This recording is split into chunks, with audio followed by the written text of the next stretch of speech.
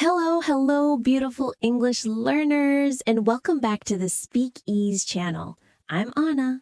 And I'm Liam. It's so good to see all of you again. How are you doing today, Anna? I'm doing great, Liam. Thank you. Feeling energetic and ready to chat about something super important for our English fluency journey. How about you? Fantastic, as always, especially because today's topic is one that I know many of our listeners ask about. It's a common challenge, but we're going to make it easy to understand. Absolutely. That's what we do here at Speak Ease. Make English easy and fun.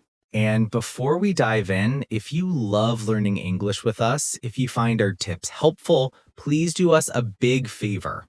Yes, go ahead and hit that subscribe button right now. And don't forget to give this video a big thumbs up. It really helps us reach more students like you. Thank you.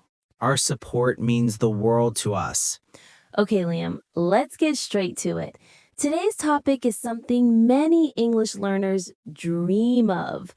They want to, drumroll please, Haha, they want to force their brain to think in English. And this is all connected to English listening practice. Exactly. We're talking about how to train your brain to stop translating in your head. You know, when you hear English and your brain immediately translates it to your native language, and then you translate your answer back to English. That takes so much time. It does. It's a slow process. And when you do that, you can't speak fluently. You can't have natural conversations. So today we're going to share some amazing tips and practice exercises to help your brain start thinking directly in English. Yes, direct English thinking. Imagine hearing English and understanding it immediately, like a native speaker. Imagine speaking English without that pause for translation. That's our goal today. It sounds like magic, but it's not. It's practice, consistent practice. Okay, so let's start with the big question. Why is thinking in English so important?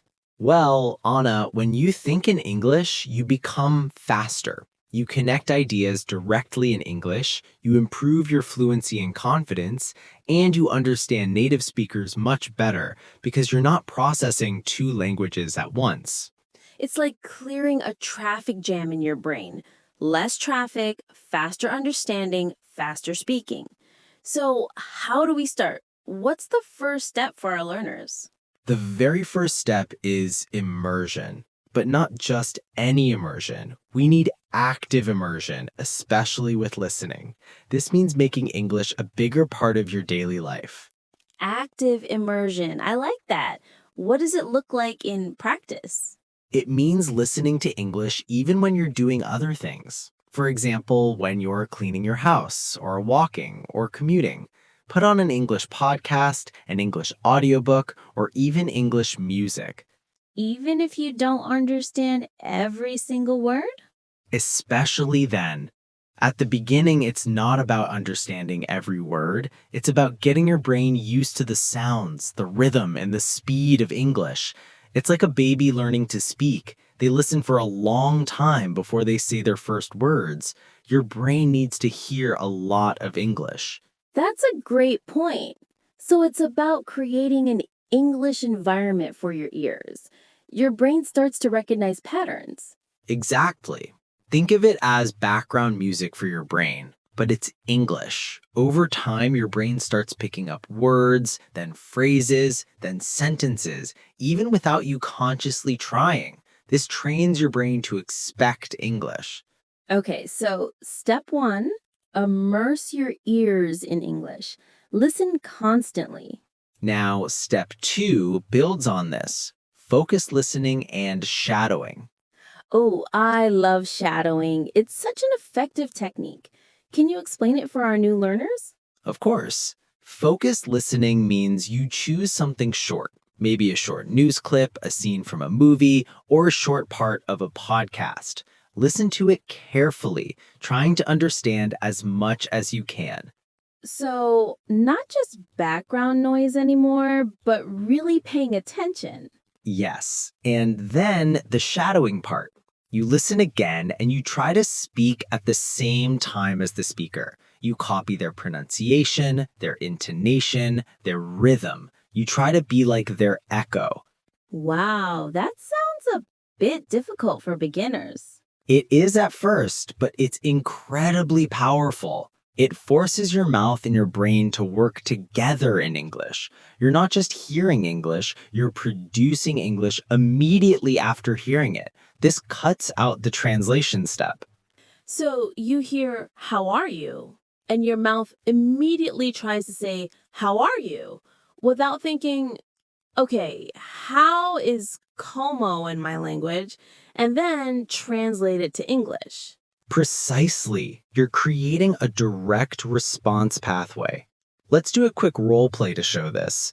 I'll ask you some simple questions, Anna, and you try to answer directly in English as quickly as you can with simple sentences, no translation. I'm ready. Our listeners can practice with me. Try to answer these questions out loud or in your head quickly in English. I'm ready. Our listeners can practice with me. Try to answer these questions out loud or in your head quickly in English. Okay, Anna, first question. What's your favorite color? My favorite color is blue. To camera. Did you answer quickly? Great. Next one. Do you like coffee or tea? I like coffee. A lot. Me too. Okay, what did you eat for breakfast today? I ate toast and eggs. Simple and direct. Perfect. How about this? Is it hot or cold where you are right now? It's a little cold today. I need a warm sweater. I agree. Okay, last one. What's one thing you want to do this weekend? I want to relax at home. Excellent. See how quickly Anna answered? She didn't pause to translate. That's the goal. Our listeners should try this every day. Ask yourself simple questions and answer them immediately in English. Even if the answers are very short, it's building that habit. Start small, then make it longer. Right. And this leads us to step 4. Describe your daily life in English in your head. This is a fantastic exercise. I used to do this all the time when I was learning a new language. It works wonders. As you go about your day, try to narrate what you're doing, seeing, or thinking, but in English. So, for example, if I'm making breakfast, I would think, I am in the kitchen. I am taking out the pan. I will make eggs. I need oil. The oil is here. Exactly. You're creating an internal monologue in English. You're practicing vocabulary, sentence structure, and connecting thoughts directly in English without the pressure of a conversation. And you can do this anywhere on the bus, while walking, waiting in line at the store. Yes, look around you and describe what you see. I see a red car. The sky is blue. There are many people walking. That woman has a big back. This also helps you realize what words you don't know. If you want to describe something but don't know the word, you can make a mental note to look it up later. Precisely. It makes your learning very practical and personal. You're learning the English you need for your life. So, step 4, narrate your day in English inside your head. And for our final tip, step 5, use English to English dictionaries. Oh, this is so important, especially as you move past beginner level. Yes, when you look up a new word, instead of translating it into your native language, try to understand its meaning through English definitions. So, if I look up the word happy, the dictionary might say feeling or showing pleasure or contentment. And I try to understand pleasure and contentment also in English. Yes, this forces your brain to stay in English mode. You're building a web of understanding within English instead of relying on your native language as a bridge. It's like building a strong, independent English island in your brain. Exactly. It helps you connect new words to other English words you already know, strengthening those English-only connections. So, to recap all 5 steps again, this is very important. Okay, everyone, let's quickly review our 5 powerful steps to force your brain to think in English and improve your listening. Number 1, immersion. Listen to English constantly. Make it part of your daily background. Example, put on an English podcast while you cook. Number 2, focused listening and shadowing. Choose short content, listen carefully, and then try to speak at the same time as the speaker.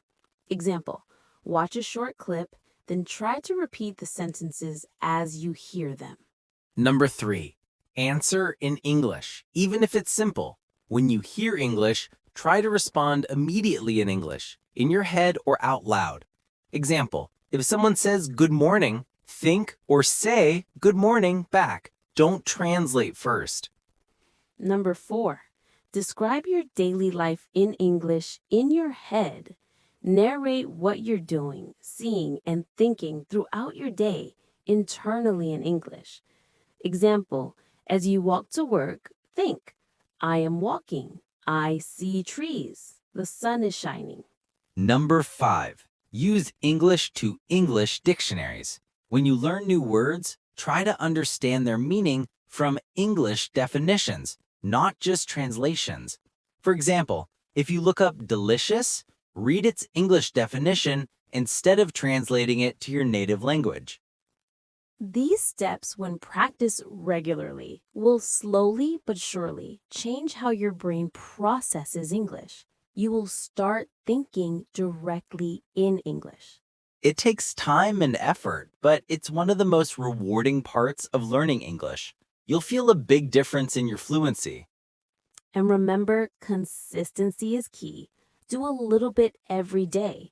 Don't worry about mistakes, just keep trying. Exactly. Every little bit of practice is helping your brain build those new English pathways. Well, that's all for today's incredibly useful lesson on how to force your brain to think in English. We hope you found these tips helpful. We really want to hear from you. So, for your homework today, in the comments below, tell us, what is one thing you will do today to start thinking more in English? Yes, will you shadow? Will you narrate your day? Let us know. Your comments help other learners and motivate us too. And if you enjoyed this video, please like it and share it with your friends, classmates, or anyone who is learning English. Help us spread the Speakeasy message. Thank you so much for learning with us on the Speakeasy channel. We love having you here. Keep practicing, keep listening, and keep speaking. You're doing great. See you in the next video. Bye-bye.